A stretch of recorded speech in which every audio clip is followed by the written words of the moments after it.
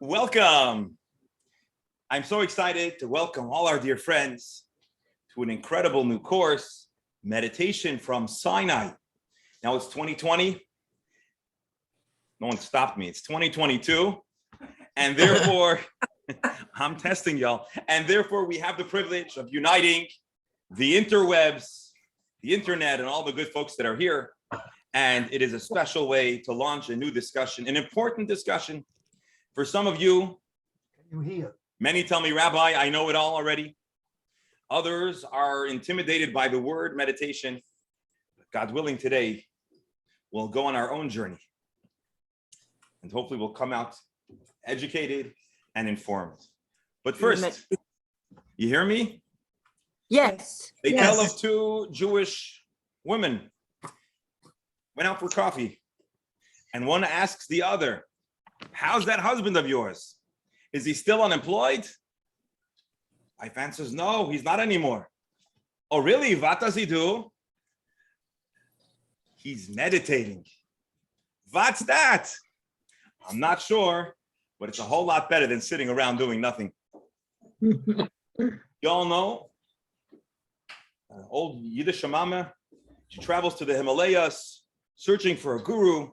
She first has to take a plane, and then a train and a bus. Then she drives up the mountain to a monastery in Nepal. She sees the guru with his robes up on a chair. He's untouchable. They don't let him go near. She says, I need to speak to the guru. I said, what do you mean? What do you need to speak to the guru? You just came off a plane from New York. What can you possibly say to him? He says, listen, I traveled 10 days up the mountain. You have to let me see him. They said, well, let me see him, but you can only say 8 words. Is that all right? She says, absolutely. She approaches the guru. Everyone's curious how this conversation is going to unfold. How's she going to communicate? When she says, Sheldon, it's your mother. Get home already. The question is as follows. This is the big question.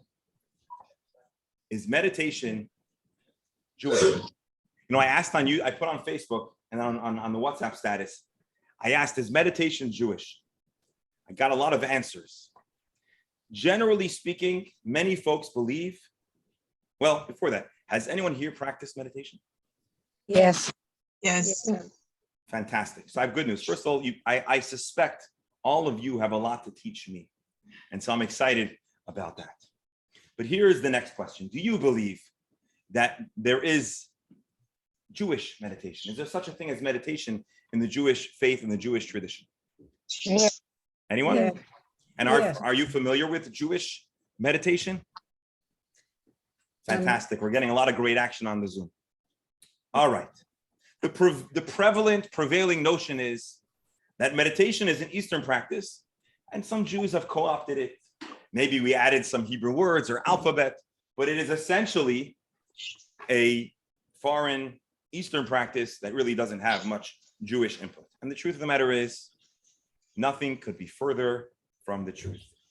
Meditation has a long and rich Jewish connection, so much so, we might even look at the course title, Meditation from Sinai. The earliest of times, our people, hello Lynn, welcome. Can we get Lynn a seat? That was a packet for Lynn. Anyone? There we go. Okay. Thank you. So that, folks? All right, folks on Zoom, if you don't mind, I'm just going to hit mute all, and you can unmute if you have anything that's very important. Thank you. Oh, yeah. There we go. All right. So it's called Meditation from Sinai. Now, what's the course all about? As we said, some folks are a little bit intimidated. Where's my mouse?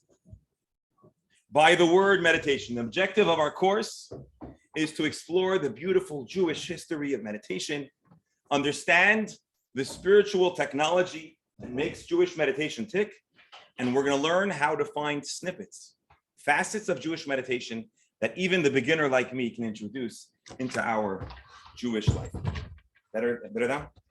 So for the next 6 weeks, we're going to explore all about Jewish meditation, how to moderate our emotions, expand our awareness, elevate our consciousness, and reframe our life in the here and now in this very moment. The course will present some of the biggest spiritual and meditative ideas and all from a unique Jewish perspective. So for the people here that have a lot of experience, maybe you'll learn something new. Maybe you'll see things in a different light. And I'm so grateful that you're here. Each session, we're also going to include a special guided meditation by a famous Kabbalist, Rabbi Label Wolf of Australia. Maybe you've heard of him. And so we'll enjoy that as well. Ladies and gentlemen, I hope you're ready. So now let's take a look over here. Meditation in Judaism. But let's first define what meditation is. Now, the challenge is if you do some exploration, if you do a little research, there are many different definitions of meditation. Commonly, the simple definition, and maybe you'll disagree, of meditation is to engage in contemplation or reflection. I know it's very oversimplified, but that is a common definition of meditation. But I want to add an important component that's essential for any part of traditional Jewish meditation. You know what that is? Jewish meditation says it's contemplation, reflection that leads to a change in our emotional being and our frame of mind. It's thinking that leads to feelings. Because the reality is that what's in our mind is important, but it's how we feel that really touches us, either bothers us or relates us. And as far as Jews are concerned, and being Jewish, we want to make sure that we're not only intellectually connected, we need to make sure that our emotions too are aligned with what's important. So, meditation is a process where we focus our thoughts to the point that emotions can be produced as well. And so, whether you've done this before or not, and I'm going to make the point that all of us, whether consciously or unconsciously, have engaged in meditation. The difference is that many times we find our minds wandering, influencing our feelings, but it's wild, it's unguided, and it's without, and our feelings are being led by our mind. And with meditation, Jewish meditation, in the practice of meditation, we have the ability to take our mind, take our thoughts, and channel how we end up feeling. And that's exactly what we're going to learn today, how we can use meditation, consciousness, and awareness to influence our emotions. Any questions or comments before we get started? All right, so let's just get out of it. All right, so let's back up for a moment. Is Judaism, I should say, is meditation really part of Judaism? Who was the first Jew to practice meditation? Well, I gave it away. It's on the screen. As a matter of fact, we might say that meditation is as old as Judaism itself. What was the career of the first Jews in the Bible? Abraham, Isaac, and Jacob. Anyone know? Sure. Shepherds. Why were they shepherds? Is it because they didn't own peddlers' carts, or they weren't good with their hands? Why were the forefathers, Abraham, Isaac, and Jacob, why did they engage in the practice of herding sheep? So please join us, text 1, page 3, a text from Rabbi Eliyahu Cohen in the Midrash Talpiot. Someone want to volunteer to read for us? But you have to read really loud because we also have a Zoom crowd with us. Sheila, text 1, please. The patriarchs. Okay, patriarchs chose to be shepherds so that they could be alone in the wilderness with the ears clean and pure, and they would be far from other people for the sake of security. We can't hear, Rabbi. Okay, hold on. I think, they're right. They're telling me that it's best if, can you hear me? Yes. Okay, I'm sorry. So I'm going to do the reading. I'm sorry about that. I forget that okay. So again, the patriarchs chose to be shepherds. This is text 1, page 3. So they could be alone in the wilderness where the air is clean and pure, and they would be far from other people for the sake of being secluded in divine meditation. So our tradition tells us that our forefathers chose a career and a lifestyle that would be conducive and optimal for a meditative lifestyle. And as a matter of fact, the forefathers, Abraham, Isaac, and Jacob, are described in Jewish tradition as a merkava. You know what a merkava is? Sheila, you know what a merkava is? Well, the old tanks in Israel were called merkava tanks, right? But merkava originally means a chariot or a wagon. A wagon follows almost absolutely and intuitively where the driver or the horses or whatever animals pulling it goes. The forefathers were so in tune with the spiritual values that they were able to have a relationship with the divine that was so seamless. It was like a wagon that just moves along with its rider. How did they achieve that degree of spirituality? It was because of their chosen profession to be entirely absorbed and consumed with this kind of meditative environment. Can we all pull it off? No, that's not what we're saying, but we want to know about the fathers. Number two, what is one of the most important Jewish practices? Well, you see it on the screen. Of course, I'm talking about prayer. If you're Jewish, you don't have to have ever prayed. But if you're Jewish, you know that Jews place value and place a premium on prayer. Anyone know how many times traditionally the Jewish folks pray in synagogue? Raise of hands, anyone? Three times a day. What is prayer? Really fast. We're not going to spend too much time on prayer, but just what is prayer? Anyone just scream out for me. Meditation? Give me another word. What is prayer? Connecting to Hashem. Anyone else? What is prayer? So connecting to God. Okay, good. So I'll tell you what I thought many folks would say. I thought many folks would say prayer is reading words. Because if you go to synagogue, you open a prayer book, you might think that prayer is reading words. But in truth, you all got the right answer, which is that prayer, the purpose of Jewish prayer is really us connecting our minds and becoming aligned with something more divine, a higher sense of purpose, a higher calling. And so, as you can see, just as basic teaser, meditation is certainly something extremely Jewish. As a matter of fact, please join me now. Let's take a look at text 2, page 5. Again, I'm sorry I can't have volunteers read, but I know the mic has some limited pickup. Ari, you want to scream? But let me do it because it's gonna. So text 2. This is from the Mishnah. This is the most important fundamental text which preserved and recorded the oral tradition that was passed from generation to generation. It was recorded by Rabbi Yehuda Hanassi in the 2nd century. And it says as follows: one must approach prayer with reverence. The early pious sages would pause in thought for an hour so that they would focus their hearts on God and only then would pray. What is this describing? This moment, pause in thought for an hour. What do you suppose we are describing in other words? Meditation. We're describing meditation. And so again, we asked, is meditation Jewish? And of course, the fact that you came here, the fact that the Chabad is offering a course, you know the answer is yes. But now you have some of the basic ways of how and why we would make that case. Prayer, just to be a little more specific, prayer is about cementing a relationship with the divine, and it's also an introspective exercise of self-judgment. When a person prays in a quiet moment, they're thinking about themselves, they're thinking about God, and hopefully, ideally, we have those two important values aligned. And so that's what prayer as meditation. Now, in truth, it can be said that there are 3 types of meditation. But first, I'd like to hear from you. Page 6. Can you think of ways that meditation might advance Jewish goals? I'm going to ask someone on Zoom first, and then we'll ask someone in person. Karen, if you'll be so kind.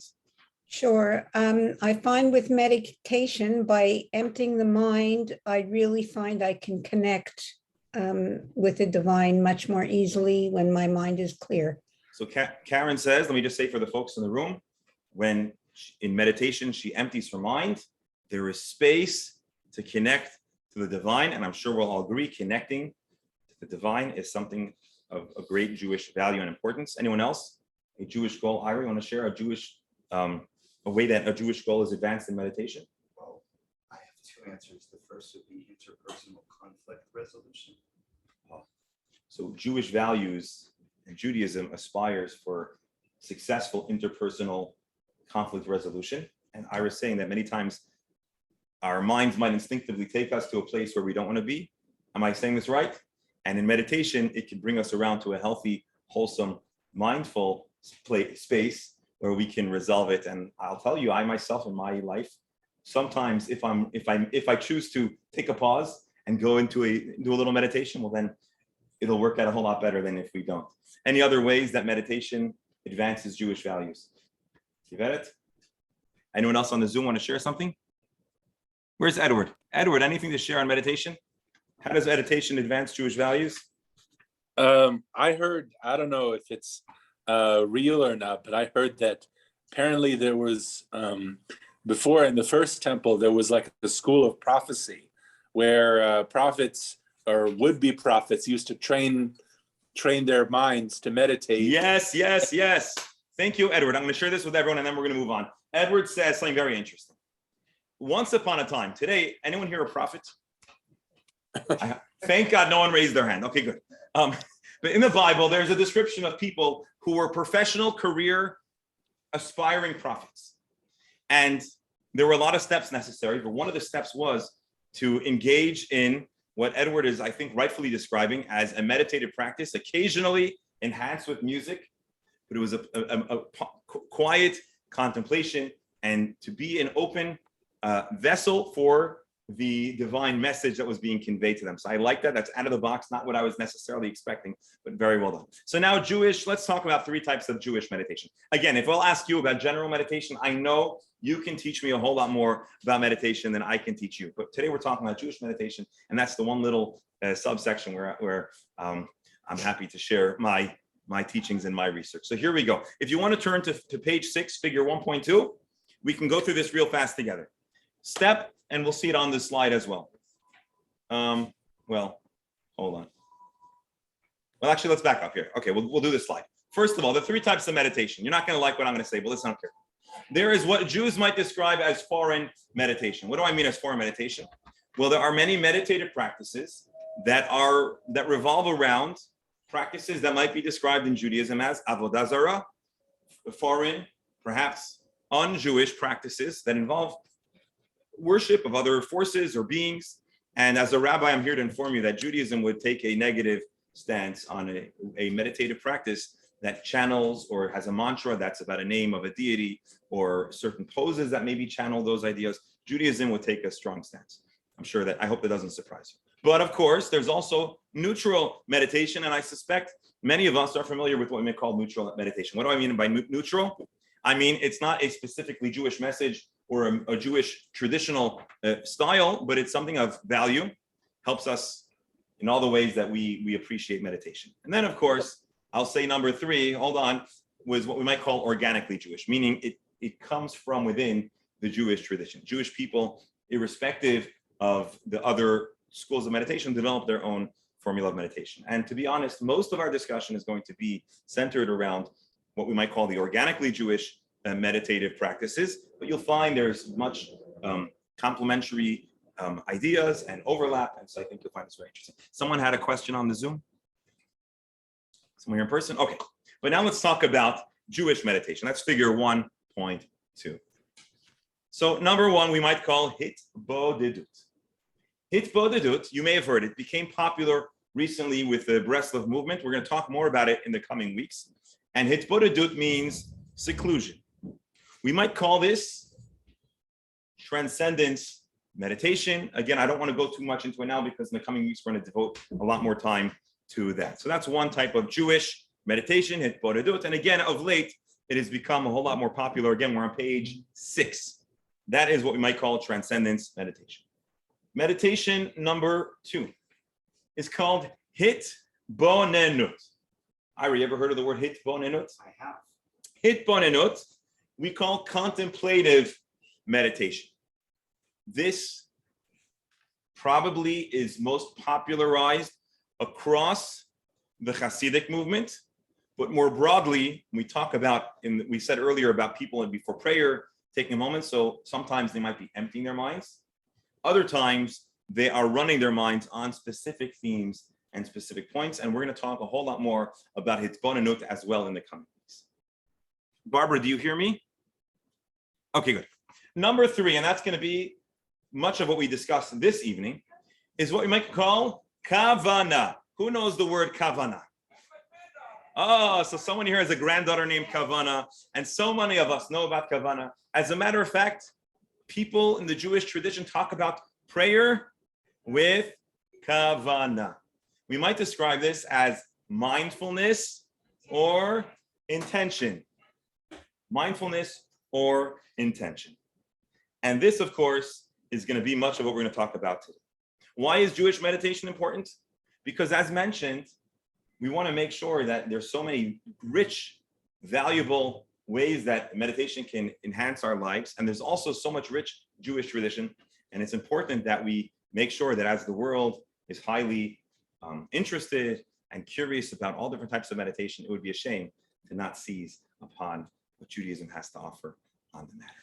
And so those are generally the three types of meditation. Any questions or comments before we continue? Sharon, go ahead, please.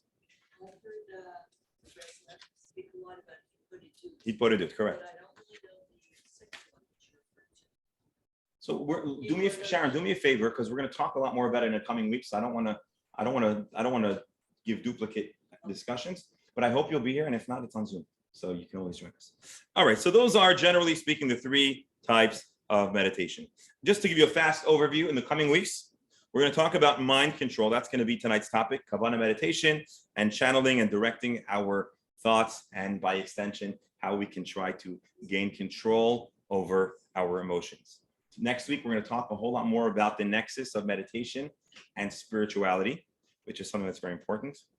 We're going to talk in lesson 3 about mindfulness, living in the moment. And this, we're going to incorporate both hitbonenut and kavana. We're going to talk in lesson 4 about bringing meditation into our lives and practical ways that we can constantly use the techniques and the formula of Jewish meditation to better our lives. 5, we'll talk about cultivating the mystical ideas of connectivity and God's presence. And then in lesson 6, we're going to talk a little bit more about active meditation and the relationship between meditation and how it influences our day-to-day. So, that was just a little bit of a teaser, but I just wanted to give you an overview. And now let's talk about mind control and how to target and eliminate negative emotions. Let's just make sure. Anyways, here are the names of the courses, but I think what I said helps you a whole lot better. Do you mind? Those are key. All right, so let's now talk about negative emotions and how we can do mind control. So here, let me ask you a question. Has anyone here in this room ever experienced a negative emotion like fear, anxiety, anger, self-doubt, judgment in the past week? Anyone had one of these negative emotions? Every hour, every minute? No. Yes. On a daily basis. We're humans. We're humans. As a matter of fact, the person on Zoom who didn't raise their hand, I'm a little nervous. I'm a little worried about you. We've all, because we're human, there's no shame. We all struggle with, we also have wonderful and good emotions, don't get me wrong, but we struggle on occasion. Sometimes we're disappointed and we have negative emotions. And yeah, everyone's hand should be up. We're complicated people, we're complex creatures. And so of course, it's only natural that we're gonna have complex feelings. How do you feel when you have a negative emotion? What do you feel? Good, bad? Agitated? Not good. We don't like negative emotion. As a matter of fact, we would love nothing more than to rid ourselves of those negative emotions, if only we could. And again, I'm going to tell you, as a fellow human being here, recently, there's something that was bothering me, and I was thinking, wow, I'm so glad that we have this course so we can discuss how we can use our minds to help resolve different complicated things that could happen. And so it would be great if we could get rid of them. And I want to tell you something interesting. Hold on, we'll keep that on the screen just in case. We'll get to that in a moment. This is the picture in the Kabbalah of the 10 Sefirot. We'll touch upon that in a moment. But first, please join me on page 3, where we make the claim that a person somehow should be able to control negative emotions. I'm stuck reading, so thank you all for your indulgence. Page 8. Page 8, text 3. Here's the deal. And I want to give a special shout out. Lynn and Sheila, you're sitting far back, but you are the VIPs of this class, part of the Talmud discussion. And so it's great to have you guys. And we discuss together, I'm just gonna let someone else on Zoom. We've been discussing the Parsha and we've been discussing in the book of Samuel. And one thing that you no doubt are aware of is that unfortunately, in times past, Jews occasionally had to go into battle. into war. And it was very important that Jewish warriors, and I would say probably any warrior going to any battle, it doesn't matter which side you are on, it is important to be in a healthy frame of mind. A person goes into battle and they already decided that it's over and they've lost, or they have negative thoughts, there is no chance of victory. We talked about Jonathan and how he went out into battle, and with his optimism, he took on 20. So you need to be in the right frame of mind. And to be fearful is no good. Text 3 was a passage that was instructed to Jewish warriors before engaging in literal battle. This is from Deuteronomy. This is Dvarim. As you approach the battle, the Kohen, which was like the, how do we call it? He was like a spiritual chaplain in this context. He would approach the people and say, "Hear Israel, today you are approaching battle against your enemies. Don't be discouraged. Do not be afraid. Do not be alarmed or terrified before them." Folks, let me ask you a question. If God forbid you were compelled to go into battle to face off with someone whose only objective is to take your life, is it possible to not be scared, not be fearful, not be afraid? Is that a reasonable expectation? No. It should. I'm sorry? No, nothing. It's, 20 years old. I'm sorry? Yes, you're 20 years old. If you're 20 years old and crazy and you've detached, I'm not saying every 20-year-old is crazy, but if you're saying if you've detached your mind, maybe. Sharon? Look at the truckers in Canada. Okay. Huge. Yeah, it's people when they go up against daunting things. So sometimes people are fearless. But what do? How does the Bible, how does the Kohen say, don't be afraid? Say it would be great to not be afraid. If only we could not be afraid. How do you tell someone not to be afraid? You cannot magically wave a wand and just wish away fear. Don't we all wish we could do that? Wouldn't that be amazing? Well, maybe you can. Not with magic, but with meditation. With meditation. So in this lesson, we're going to learn about how Jewish meditation techniques to try to eliminate, not entirely, and there's no refund if this takes hard work, but let's say 100% satisfaction guaranteed. No, we're going to have to work hard to make this happen. But we're going to talk about a technique to replace negative emotions and to try to replace them with positive emotions. Not only that, but we're going to discuss how in the Jewish tradition, we believe that positive emotion creates positive reality, and we're going to talk about how that happens. Sounds too good to be true? Well, let's see. Sheila?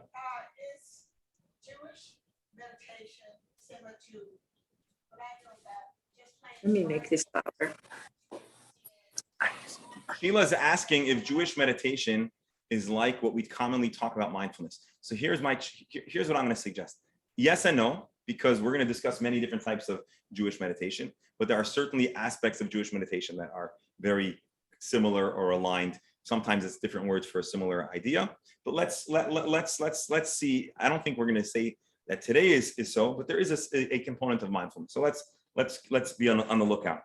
And so let's take a look. So again, to understand how our meditative state of mind can influence our feelings, can undo negative emotions, let's first understand the mechanics of how meditation works, or I should say how Jewish meditation works. So first we're going to open up, this is a Jewish class, and of course a lot of meditation comes with teachings of the Kabbalah. I just want to put out a disclaimer, there are different schools of thought and the different places that talk about meditation as it intersects with Kabbalah. Here we're going to try to keep it simple. So let's begin, let's lift the hood and let's take a look the way the Kabbalah describes the soul. We describe as 10 powers of the soul. So what you're looking at here, dear friends, is a soul map. We can also find the soul map on page 10, figure 1.3. And as a matter of fact, if you have a booklet or you have the PDF, you'll probably have an easier time seeing it than on the screen. But as you see here, we have Chachma, Bina, Dat, which is understanding, wisdom, knowledge. And then you have, hold on, let me just get. Then you have lower down, restraint, fear, kindness, love, harmony, splendor, victory, connection, and receptiveness or royalty. We're not going to go into a deep dive on all of this, but suffice it to say, if you look at the screen or you look at your chart, you'll notice that of the 10 components here, they are divided in to look at the screen, you'll notice the top three are some kind of pink. What shade would we call that? Sharon, what would we call that color? Salmon. A pale color. And then a blush. Okay, Sharon, I knew you would have to. A blush. And then beneath it, we have, can we go with red? Coral? Rose, coral, okay. And so what you're looking at is two different components. So imagine a soul. You can't see the soul, we see the body.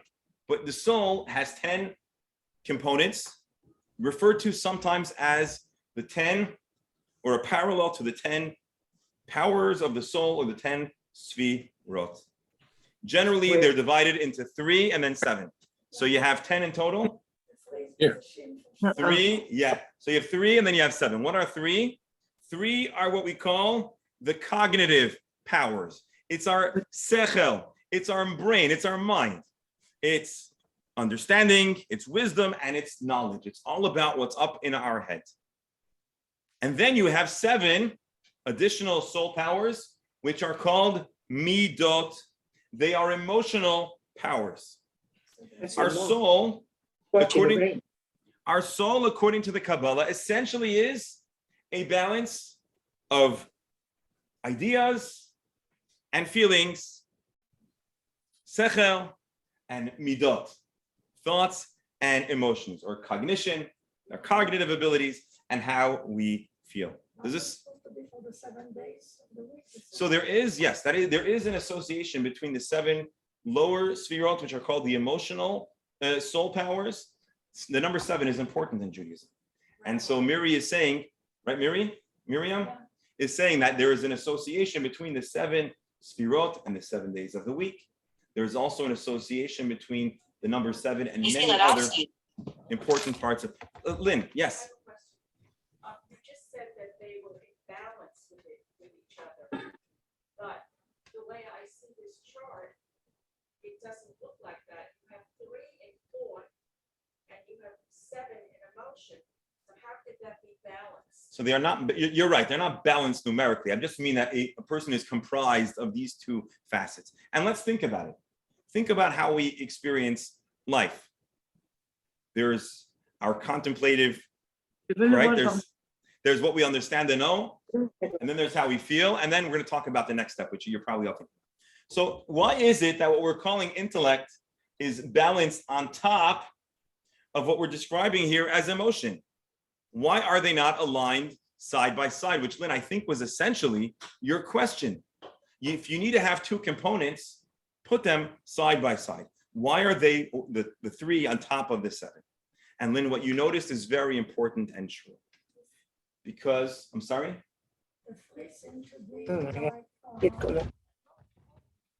Because the placement is very precise. The cognitive powers are above the emotional powers because our mind can and does control what our heart or our emotions feel. This is a very important thing. I think we all know it, but we don't always think of the things that are obvious. Just for example, talk about the emotion of fear. You're afraid of a lion, let's say. Why is a person afraid of a lion? Well, you might tell me there's some kind of instinctive, people are built, but it's really, once a person knows with their mind that that lion can be dangerous. I don't mean today, but I mean, once upon a time, we talk about primitive human conditioning, right? So why is a person afraid of a lion? The mind knows that this lion could be very devastating if you encounter it in the wild. And once the mind understands it, the heart can develop an emotion of fear. And sometimes you feel feelings of love. And a lot of times, it's the mind's awareness and discovery first. And then there are other reactions that a person has to another person. But if it's an emotion, it usually starts up in the mind. Lynn, do you agree? Yes. Mhm. Like you talked about. Yes. But suppose you have somebody that loves a lion and wants to play with this lion and doesn't have fear of the lion. Regretfully, they'll probably discover in short order that fear would be a better emotional response to a lion. So you're right. Look, and that's why kids many times don't have fear, because they don't have the fully developed brain. And that's why Miri talks about young people doing silly things. A lot of times it's because they don't have a fully developed mind. And Sheila?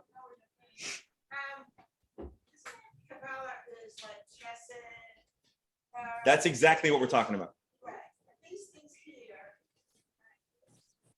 And talking about, represent, chest, like different parts of the body. Correct.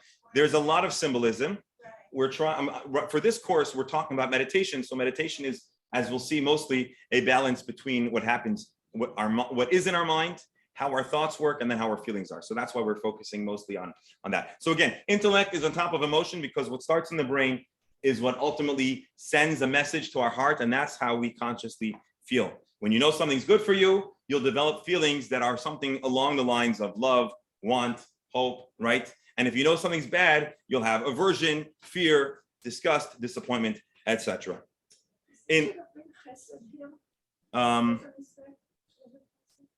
Where it says that, or where it says gibura? C'est pas sa faute, c'est la That's a mienne. netzach. Yeah, that's a That's netzach. Non. Here, folks. Here. As a matter of fact, in the Kabbalistic writings, many times they describe what we're calling intellect. They call it parents, ava'im, the parents, and the midot, the emotional reaction, is called children, because the mystics saw feelings as an outgrowth, as the developed, as the result, as the byproduct of the intellect. Our understanding, words, feelings. Let's take a look real fast. Text 4, which says this very idea. This is from Rabbi Schneur Zalman of the Adi, Non, je fais l'emploi seulement un texte. famously described as the Balatanya. He says like this: the human soul is divided into two categories. Again, what we just discussed: intelligence and emotion. The intellectual faculties are namely what we just discussed: chachma, wisdom, bina, understanding, dat, knowledge. They are referred to as the mothers, the source for emotion. Emotions are the offspring of intelligence. And so we see this deeply. By the way, we're right now discussing the mechanics, but very in short order, we're going to talk about some practical, how that works practically. So we understand how this works. What we understand turns into how we feel. Any questions related to this? I'm excited about what comes next. So, but hold on, actually. So there we go. Emotion, intellect. So again, when the mind understands something, emotion follows. But now let's talk about this. How does a person develop knowledge? How does a person come to have feelings? How does a person express how they feel or what they're thinking?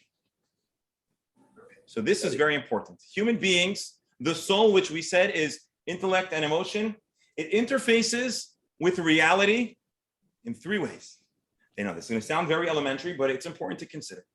We express what we know, and we express how we feel through speaking, action, and the next one's going to surprise you.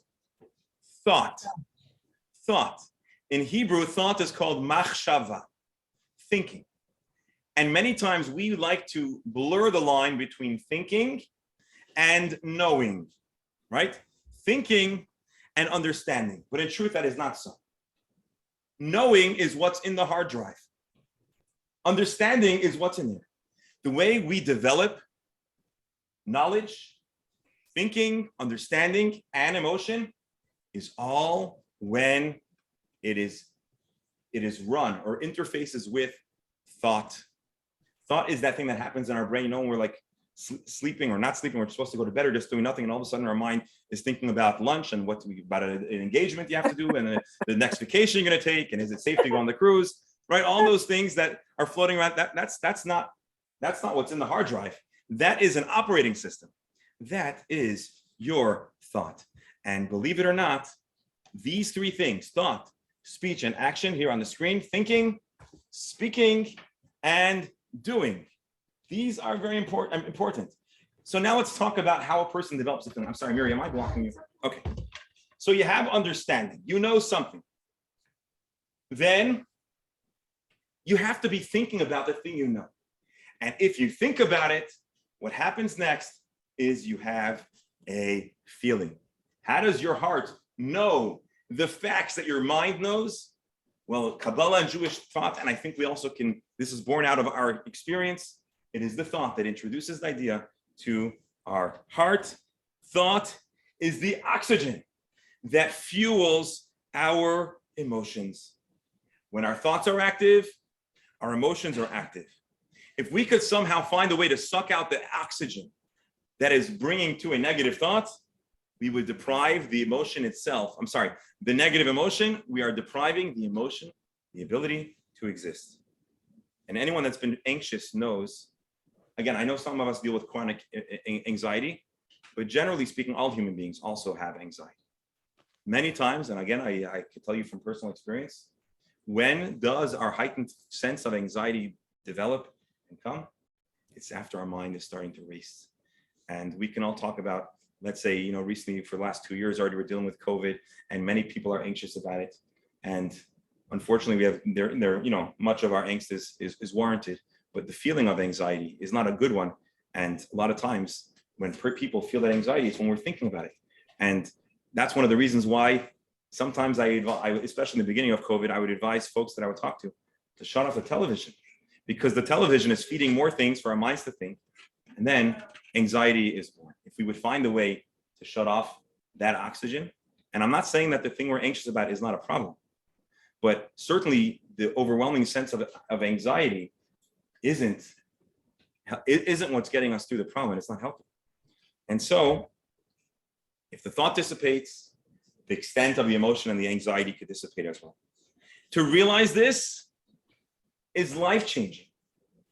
It's really, really massive. It means that we are aware of what brings to our negative emotions. And this is a powerful piece of knowledge. Knowing the power of thought means that if we could figure out how to disrupt this negative thought, we could literally disrupt, cut off the oxygen, and stop the negative feeling. The question is, how do we do that? Have you ever heard of, there's a few different versions of this experiment. There was a Russian philosopher who said, if you tell a person to stop thinking of a white polar bear, the only thing you're going to be constantly thinking about is a white polar bear. I think we sometimes talk about don't think about a pink elephant, right? I think that's, and if you tell a person to stop thinking about a pink elephant, the only thing you're going to be imagining is the thing that you don't want to thought. So how in heaven's name are we meant to actually shut off the negative thought? If we know from our own experience, an attempt to cut off a thought has the opposite effect. So how do we remove, so there we go. So what does it mean that we're supposed to remove remove a thought? Our thoughts are constant. Our mind is constantly running. Can we stop? Can we shut off our thoughts? Is there a spigot? Can we turn the handle? And I hate to tell you, I hate to be the bearer of bad news, but the fact of the matter is that we are unable to stop. We are unable to abort. We're unable to shut off thoughts. So what do we do? And this is the big idea. We cannot wave a wand and shut off our thoughts. We can't wish away a negative thought, and we cannot even fight it. The more we try to fight it, the worse it becomes. As a matter of fact, I think we all know this. Many of us deal with therapy, and we deal with certain things that we need to resolve. And sometimes people have fears, and we think that the more we'll think, we can fight against and rationalize our way out of a fear. And the reality is, we all know that many times the opposite is so. The more we try to fight and struggle and argue with ourselves, the more entrenched in that undesirable thought a person can become. So what's the answer, Sheila? Hold on, what's the answer? What's the answer? How do we stop a negative thoughts? No, I want to know the answer first. Okay, the answer is through mindfulness. Is that your statement, I'm afraid I'm going to have to disagree with you a little bit about the fact that you can't shut off this negative self-talk. Mindfulness to learn how to keep your mind from anything. Oh, qu'est-ce que tu as fait? Nothing. Okay, very good. So I want to give you an ancient Jewish. Focus on something else. Oh, bingo. Some of the positive. Bingo. I think you guys are saying the same thing. J'ai Hold on, dormi. so there are a lot of people on Zoom, so I don't want to keep them in. I don't know. Oh, come on, dis-moi. Oh. Focusing on something. So the solution, which is so daunting, is also so simple, but we're not done. The answer between Sheila and Lynn is we can't shut off the thought. we can change. We can change what we're thinking about. We could direct our machshava, we can direct our ever-running thoughts into something positive, into something nice. So we could have a positive thought. Or some people, again, we're talking, this is a Torah class, they would have certain ideas that excited them, that they would think about. And if they were in the Jewish tradition, they would think about a Torah thought. And you can replace, I know it's so elementary, but it's so big and it's so important. And if you could replace a scary thought with a happy thought, you know what happens next? Our mind and our thoughts talk to our emotions and create positive feelings. Try it. As crazy as it sounds and as obvious as it sounds, it is absolutely so. Because a person's mind can only think about one thing at a time. So we could switch over from one thing to the other. You know what they say about Moshe Dayan? I think someone here told me this joke. Moshe Dayan was once driving and he was speeding. And a mishtara pulled him over, an Israeli cop pulls him over and says, "Excuse me, Mr. First he was flustered. He gets to see Moshe Dayan and says, "Excuse me, do you know you were going 30 kilometers over the speed limit?" Everyone knows what Moshe Dayan looked like? Yes. So Moshe Dayan says, "Officer, you know I only have one eye. Where would you rather I keep it? On the speedometer or on the road?" Our mind can only focus on one thing.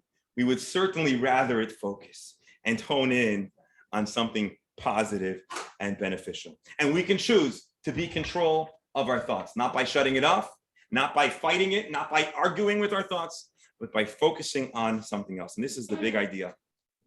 And this is a teaching. I want to do this really fast. Yes.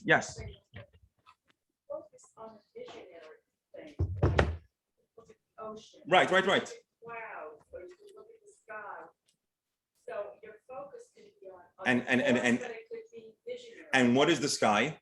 One of the most wonderful, relaxing, and the ocean is one of the most therapeutic and wonderful things. And so when I say an idea, it's not necessarily an idea. You're right. We could conjure up a picture. We could think about a wonderful moment with a loved one, or something that we look forward to, or a landscape that brings great peace, 100%. But the point is, it is machshava, it is our thought that needs to be directed and channeled because it doesn't stop. Thankfully, our speech, right? We said there's action, speech, and thought.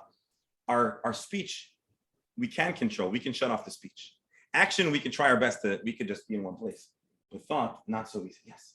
Isn't that like sticking our head in the sand because something bad happened, it happened, and then if you keep thinking good, it doesn't like. I love what you're saying. So the course is going to say an idea, but first I want to address your point, because as I was thinking about this, I had the same question. Are we advocating? Oh, Miri asked a good question, and folks on Zoom, if you wanted to ask her, I'm sorry. She said, "Are we advocating avoidance? Are we advocating to suppress problems in our lives? Is avoiding a problem going to help?" And the answer is no.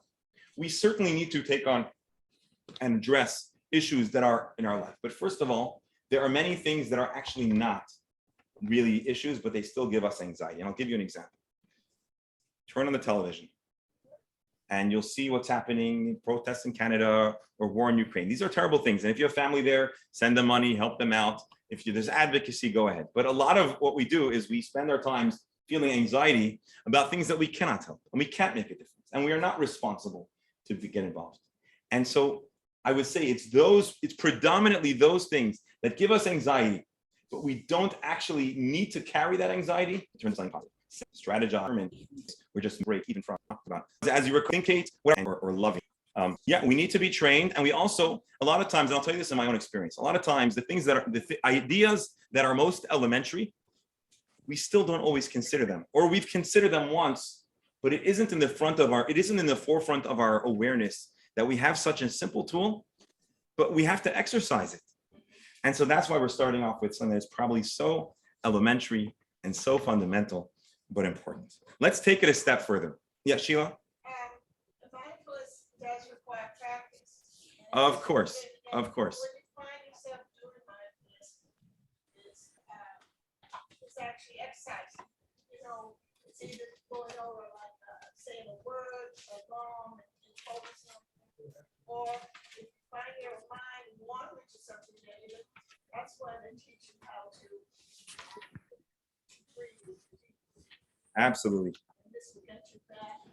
You know, it reminds me, And then absolutely. It reminds me Rabbi, here, Karen, go ahead.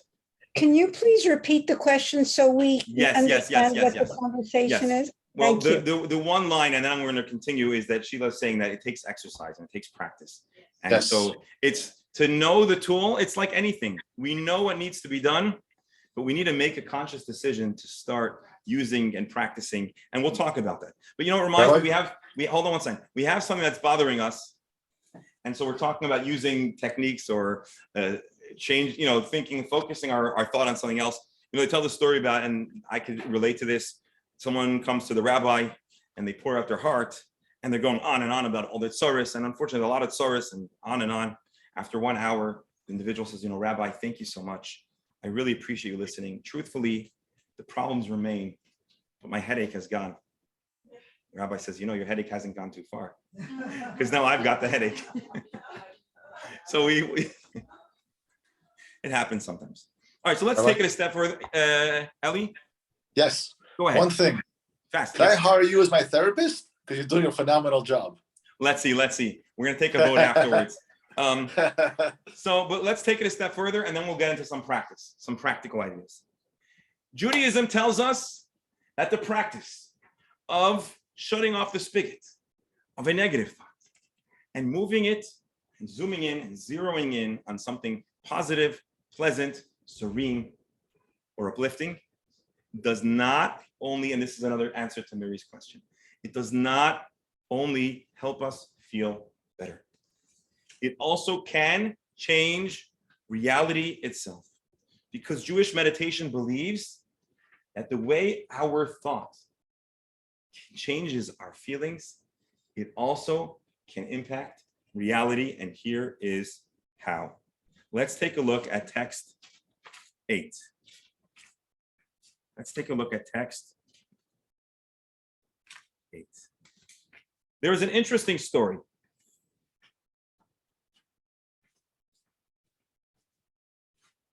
Well, okay. Let me back up from, okay, hold on. Text 8. So someone wrote a letter to Rabbi Menachem Mendel of Lubavitch, Tzemach Tzedek, complaining about how life was pretty rough and things were going downhill and their health was being impacted and they're feeling really down about it.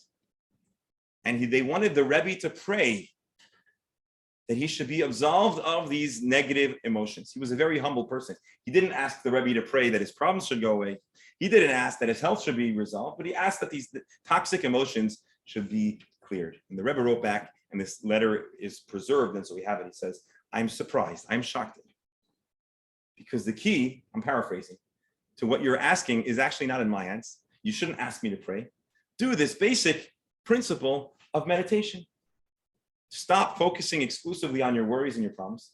Zero in on positive thought, and it'll actually truly change your feelings. And then he took it a step further, and that's text 8. To the contrary, you should speak and act in a manner that projects positivity as described in the earlier text, so that these positive emotions are established within you in a way of joy and good-heartedness will descend upon you from above. By thinking, acting, and speaking positively, you'll actually bring down heavenly blessings. And he quotes the holy master of Hasidic teachings, Rabbi Dov Ber, the Maggid of Mezrich, who said as follows. There's a verse in Ezekiel that says, a person's appearance upon it from above, which is an obscure verse, but the point is like this. He says, you know what? What happens to you in this world, what happens in heaven is a mirror reflection of how we act and think in this world. And you could read the whole text, but basically sad emotions trigger one of the 7 parts of the soul that are sad or down, can actually trigger in heaven one of those more melancholy, sad, or negative emotions. And when a person chooses to channel positive thought, they are actually hitting a pressure point in heaven. And the heaven is a mirror image of us, how we act, how we speak, and also how we feel. So positive thinking creates positive energy and a treatment from on high that is more positive. Again, this is a Kabbalistic idea, but it links directly to the importance of positive thought. Because Miri, you asked, isn't positive thinking avoidance? Sometimes, if you're not going to deal with the issue, that's avoidance. But allowing yourselves to introduce a positive and optimistic thought, even about our tsuris, won't only help us emotionally, but it also helps us channel positive energy from on high, from God. Like a person's feeling down here, if you take a look at the screen, so is the nature that rests upon him from above. Meaning that we essentially, how I imagine it. We imagine a puppeteer. So you have what do you call it? The puppets that you have you have the marionette puppets, right? And so the person is manipulating the strings, and the puppet or the marionette is doing whatever the behavior is. The Kabbalah teaches us that it is absolutely reversed. What we do and think, we are pulling the strings of the marionette that is on high. We can change reality in heaven through positive ideas. It's not just reality. An idea home. You wrote 10 modalities trigger one acting in a verse has a little, let's say from God, or a little bit of that. That's not what I'm saying. That the empowering. So it's in between. So when we feel, if you will, we always want to look at our friend favorably. Because when we're thinking poorly about our friend, we're angry or mad. What do they say? Bearing a grudge only hurts. What's the saying? Anyways, when we're thinking negatively about another person, it's our thoughts. And so our thoughts are bringing into our universe a reflective idea. So we try our best. Our thoughts create reality. And so we try and it's not always easy because sometimes our friends or the folks that are not our friends do things that are terrible to us. And they deserve our harsh feelings. So we try to the best of our ability to temper that, not because it's good for them, but because it's good for us. And I'm sorry? How do we temper that to change our thoughts? We try to exercise our thoughts to focus on positive things, either about them or just to not think at all about them. Sometimes the best thing we can do. And again, it's not easy. I experienced there's someone that is giving me some grief, and it's so easy. Our mind wants to ruminate about it and imagine how many different ways we could put an end to that situation and get even at that person. And it's so natural. And I'm not saying that there isn't a place for that, but we want to keep our mind from dwelling too frequently and too exhaustively about it. Easier said than done, but that's what we're talking about here. Because our mind and our feelings create reality. And so when we meditate on the positive, and like Lynn and Sheila point out, it's not always a thought, it might be a picture, it might be a pleasant frame of mind, but we want to put our mind over there. And we can reshape how one feels. We can also elicit a positive response in the universe. This is, again, the law of attraction. Now, of course, we want to have balance in our lives. So we're not talking about being in denial or deluded, but because life is a balance, we always want to add more in the balance of positivity, of wholesomeness, of happiness, to the best of our ability. Life sometimes gives us lemons, and there's no denying it, but we try our best. I want to show you something from the Zohar now. Page 20. So again, let's just do a fast recap here. Here is the technology. Our soul has 10 components, 10 soul powers that are a mirror image of 10 modalities, 10 ways that God chooses to interface and interact with the universe. 10 different parts of our soul interact with 10 different energies that come into the universe. Exercise the positive side within. We try to channel the positive above. Exercise and turn our machshava, our thought, to positivity, and all of a sudden our feelings will be a whole lot more positive. Let's read the Kabbalah now. Page 20, text 10.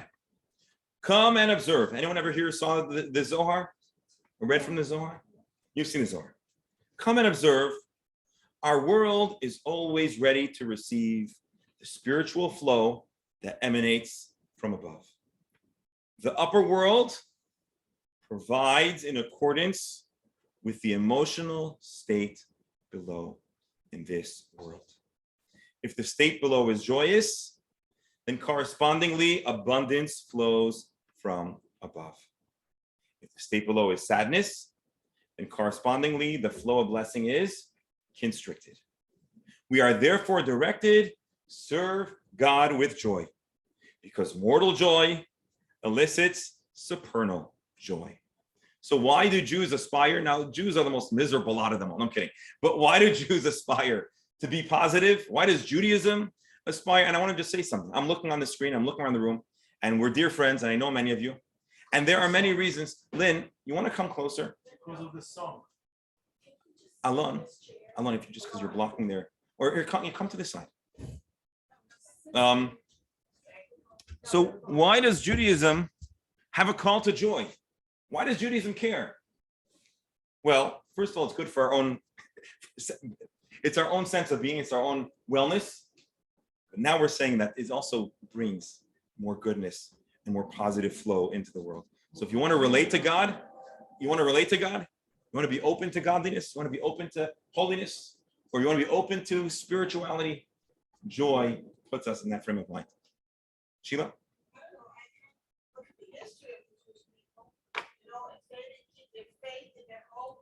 That's why I think that they try to keep their outlook joyous and hopeful. And I think that kind of saves them in a way. So what Sheila is saying, and it's absolutely true, it's the positive outlook or the attempt to always err on the side of positivity. It's not always possible, is possibly the secret to Jewish survival. And that's one of the theories why Jews were so well represented in the humor industry, right? Many of the early comedians were Jews. Some of the most famous jokes are Jewish, and there's a reason for that. Because Jews, you really need to have some profound sense of humor to get through all of the wonderful things this world has to serve up. And so Sheila is saying something different. Optimism and joy is how we're here today. And Sheila, wouldn't you agree that our ancestors' seemingly unwarranted optimism leads us to be here today? Our life is imperfect, but our life is a whole lot better than what our ancestors lived through. And can we credit their positive thinking to some extent to our being here today? And so energy is interconnected. Our feelings, our thoughts are not in a vacuum. We're pulling the strings of the marionette in heaven. We're a mirror image, and we're channeling and creating channels for energy, for blessings, for goodness. The Baal Shem Tov taught, furthermore, text 11, page 21. You are what you think. The psalmist states, one who trusts in God, enveloped in kindness. We can infer that when a person is in a state of trustingness, confidence, well, then God treats activity. We can contemplate matters of severity. We become attached to judgment. We trust in God's kindness. Our souls become attached to that kindness and will indeed be enveloped in kindness. Again, the power of Jewish meditation, of controlling and directing and redirecting our thoughts to positivity and consciously choosing where our thoughts lie is a key for our well-being, emotional, mental, spiritual, but it also can, according to our mystical tradition, shape reality itself. Thinking, I'm sorry? What's the word judgment means here? Judging ourselves. Sometimes we're judgmental. We judge ourselves and we tell ourselves we're not deserving. This is how I understand it. We tell ourselves, I know myself. And some people, the new opportunity of that good. Where? Acts as someone additional effect. It was at the time. Not judging positively. Actually, one of his there was, and I think it's very much. And to recap and ideas of Mind is, that's number two.